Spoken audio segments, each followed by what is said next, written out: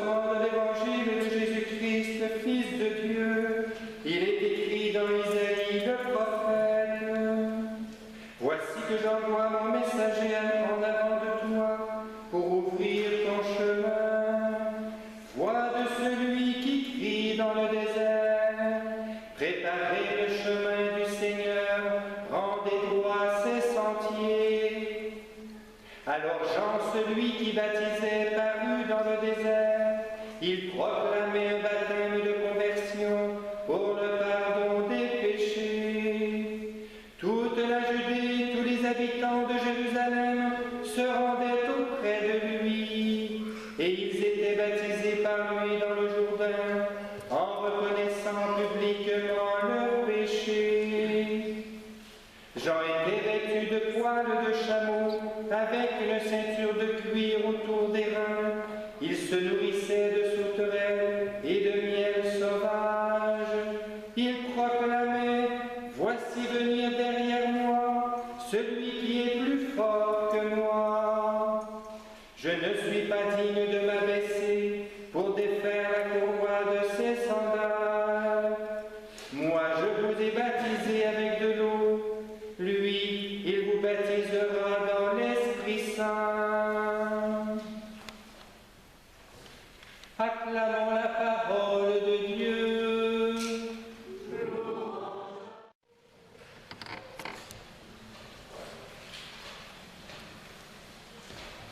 Dans ces textes que nous avons entendus aujourd'hui, vous avez certainement remarqué qu'il est question de la transformation du monde, et une transformation radicale qui donnera naissance à un monde nouveau. Dans la première lecture, tout d'abord, le prophète Isaïe annonce ce bouleversement qui va arriver juste avant la venue dans la gloire du Seigneur. Déjà, dans l'Ancien Testament, on prévoyait que Dieu allait se manifester dans la gloire. La lettre de Saint-Pierre donne plus de détails, et des détails, il faut le dire, qui nous font quand même un peu flipper, comme disent les jeunes. Les cieux disparaîtront avec fracas, les éléments en feu seront détruits, la terre, avec tout ce qu'on y fait, sera brûlée. C'est tout à fait réjouissant. Et tout cela va arriver juste avant le retour du Seigneur dans la gloire. Le temps de l'Avent dans lequel nous sommes ne nous prépare pas seulement à la fête de Noël. Il nous est donné pour nous rappeler que toute notre vie est orientée vers la promesse que Jésus a faite avant de repartir dans les cieux au jour de l'Ascension. Et qu'est-ce qu'il nous a promis, Jésus?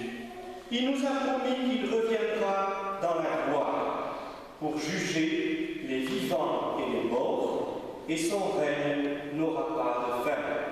Cela vous rappelle peut-être quelque chose, c'est ce que nous allons dire tout à l'heure en disant le « Je crois en Dieu ».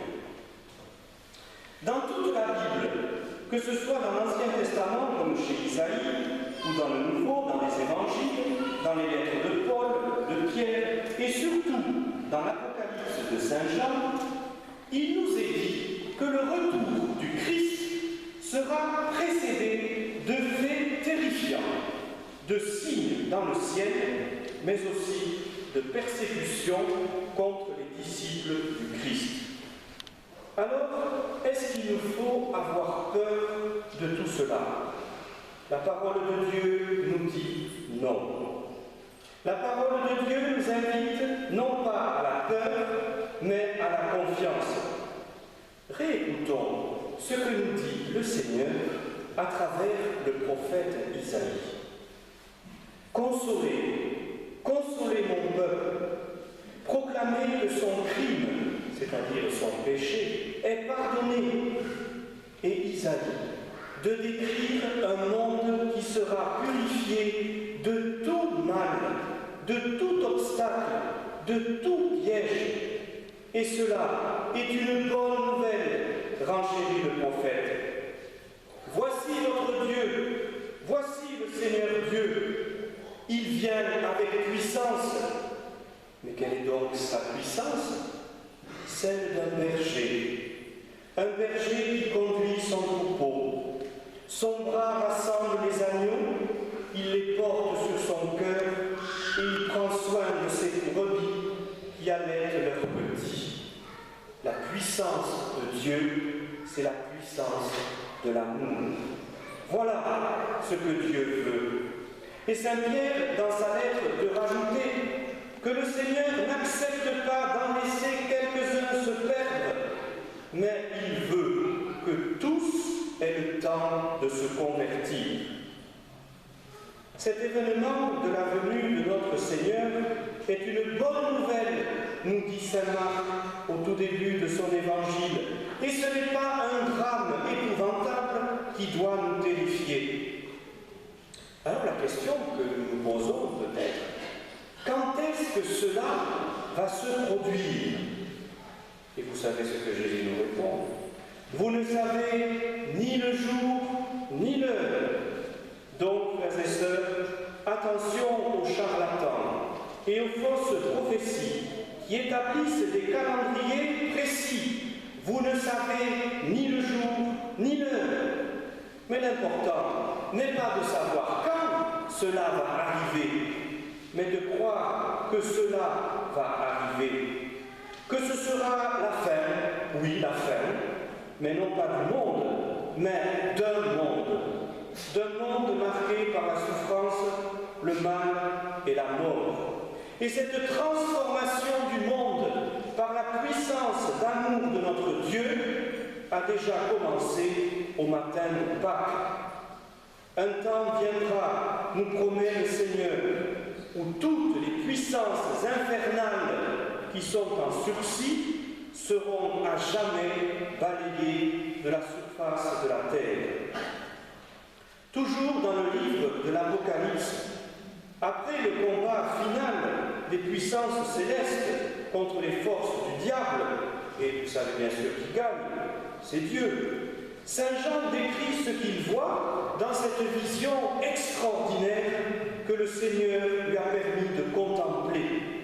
Écoutez bien ce qu'il voit, Saint Jean.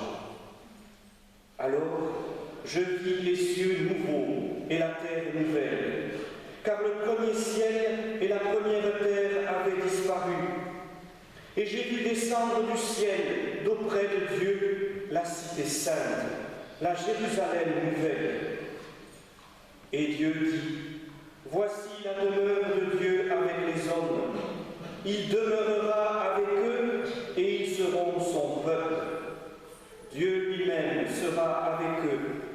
Il essuiera toute larme de leurs yeux et la mort n'existera plus. Et il n'y aura plus de pleurs, de cris, ni de tristesse, car la première création aura disparu. Vision merveilleuse que celle de l'apôtre. Mais en attendant tout cela, qu'est-ce qu'il nous faut faire? C'est toujours la parole de Dieu qui nous le dit.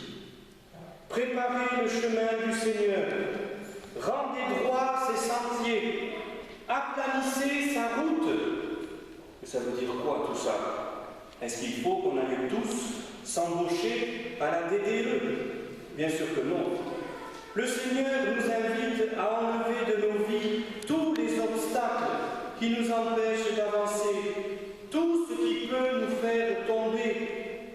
Bref, comme le dit Saint Pierre, dans l'attente de ce jour, faites donc tout pour que le Christ vous trouve net et irréprochable dans la paix. Oui, frères et sœurs, c'est à la vie que nous sommes appelés. Pas simplement à la vie sur cette terre, mais à la vie éternelle. Cette vie sans fin, emplie d'un bonheur indescriptible que le Christ Jésus nous a offert en donnant sa vie par amour pour nous. Oui, ce monde passera, mais nous ne devons pas avoir peur. Si nous nous aimons les uns les autres, comme nous le demande le Seigneur, si nous aimons dans le quotidien de nos vies, alors nous n'avons rien à craindre de ce jour. Pour nous en persuader, réécoutons le magnifique psaume 84 que nous avons entendu aujourd'hui. J'écoute. Que dira le Seigneur Dieu? Ce qu'il dit, c'est la paix pour son peuple. Son salut est proche de ceux qui le craignent et la gloire habitera notre terre. Le Seigneur donnera ses bienfaits et notre terre donnera son fruit. La justice marchera devant lui et ses pas traceront le chemin. Ses pas traceront le chemin. Eh bien, prenons-le, ce chemin, à la suite de notre Dieu. Il nous conduira à la vie et au bonheur sans fin.